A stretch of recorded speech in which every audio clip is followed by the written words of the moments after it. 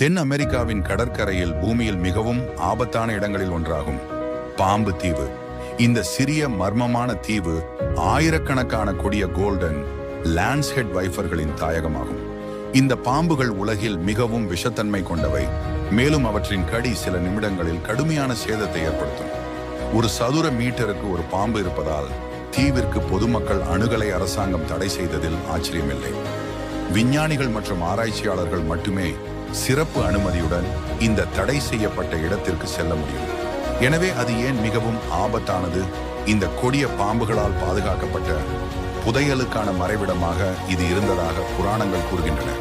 ஆனால் இன்று உண்மையான பொக்கிஷம் தீவின் தனித்துவமான பல்லுயிர். தனிமை மற்றும் தீவிர நிலைமைகள் ஒரு தனித்துவமான சுற்றுச்சூழல் அமைப்பை உருவாக்கியுள்ளன.